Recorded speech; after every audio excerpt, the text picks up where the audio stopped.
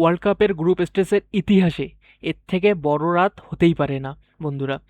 Last night was the greatest world cup group stage night of all time. বন্ধুরা, world cup এখন শুরু হয়েছে, তুমি আমাকে বলতে পারবে না ওয়ার্ল্ড কাপের আগে চলতেছিল।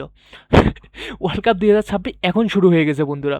এতদিন কি চলতেছিল? এতদিন স্টার্টার চলতেছিল, কিন্তু এখন মেইন কোর্স টেবিলে চলে আসছে। ও মাই গড ভাই, if you have missed last night, যদি তুমি কাল রাত 1টা থেকে সকাল 9টা পর্যন্ত জেগে না থাকো, হুইচ ইজ আন্ডারস্ট্যান্ডেবল।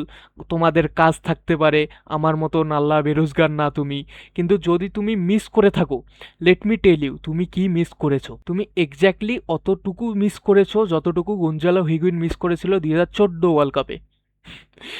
সেম জিনিস, সেম লেভেলের miss. Generational sitter, generational sitters বন্ধুরা। Last night was crazy, starting with Kylian Mbappe and France master class. Showing the world favourite হওয়া মানে এটা না যে র্যান্ডম টিম ফেভারিট ট্যাগ লাগাও আর সামহাও বের হয়ে যাব। না, ওয়ার্ল্ড কাপ এটা না। Kylian Mbappe about to be world cup ইতিহাসের greatest player ever, better than Pele. এটাই এমবাপ্পে কাল রাতে বলতে চাচ্ছিল তার পারফরমেন্স দিয়ে। তারপর আমরা মুভ করলাম into Erling Haaland show, showing that what a carry job looks like, why he is going to be the greatest football number 9 ever. Literally he surely হিস্টোরিয়ার গ্রেটেস্ট নাম্বার 9 হবে।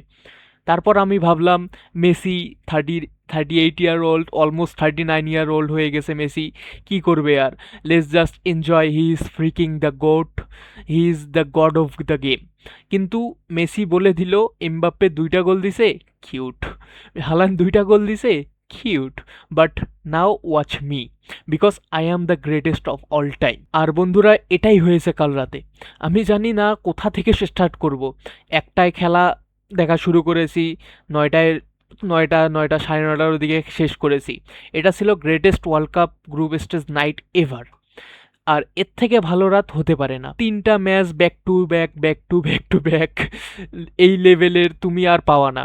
And I will be honest, আগে যদি ডিটেইলে যাই, আমি একটা জিনিস বলবো, এই world cup upsets, big players, story line, ফুটবলের দিক থেকে এটা হতে যাচ্ছে greatest world cup of all time. First match start হলো ফ্রান্স ভার্সেস সেনেগাল দিয়ে। স্কোর লাইন যেটা যেটা দেখছো, that is not the reality. Senegal ভালো খেলেছে ফার্স্ট হাফে, ইভেন সেনেগাল বেটার টিম মনে হচ্ছিল কিছু কিছু অকেশনে। তারপর আসে হাফ টাইম, যেখানে তাদের ভিতর একটু চুল ভাসে যে হচ্ছে তারা এখন ফ্রান্সের উপর অ্যাটাক করবে, কারণ তারা ফার্স্ট হাফে ফ্রান্সের থেকে বেটার খেলতেছিল।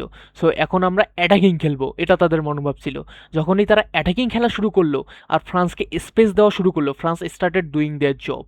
তোমরা হয়তো রেটিং আর গোলস দেখে মনে করতেছো এমবাপ্পে বেস্ট প্লেয়ার ছিল কালকে মাঠে, কিন্তু না বন্ধুরা, যারা খেলা দেখেছো তারা জানবে মাইকেল অলিসে এর পারফরমেন্স কীরকম ছিল কালকে রাতে। সেকেন্ড হাফে যখন অলিসে পিচের মিডিলে এসে শুরু করলো খেলা, কারণ সে স্টার্টিং করতেছিল হচ্ছে রাইট উইঙ্গে, যখন সে ওয়াইড উইঙ্গার হিসাবে খেলতেছিল, কিন্তু যখন সে পিচের মাঝখানে এসে খেলা শুরু করলো এবং খেলা ক্রিয়েট করা শুরু করলো এবং চান্স বানানো শুরু করলো, হি was on another level.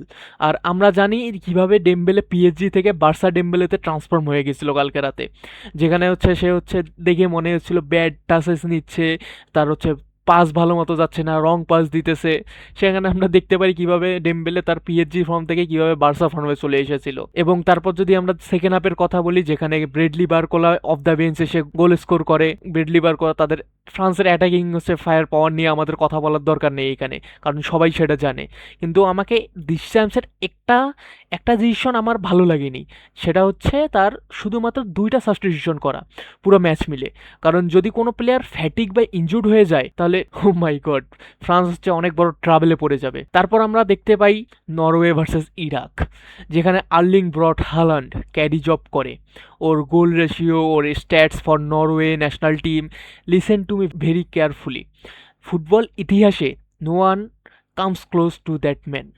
Erling হ্যালান্ডের কাছাকাছিও কেউ যায় না গোল স্কোরিং, গোল রেশিও, এগুলো হচ্ছে ন্যাশনাল টিমের নিয়ে কথা বললে। আমরা কালকে রাতে দেখি এমবাপ্পে ব্রেস মেরেছে, হালান্ড ব্রেস মেরেছে, এইসব দেখে মনে হচ্ছিল মেসি যদি একটা গোল দেয় গরিব মানুষের ভালো হয়ে যাবে, কিন্তু মেসি বিইং মেসি হ্যাটট্রিক মেরে দিছে।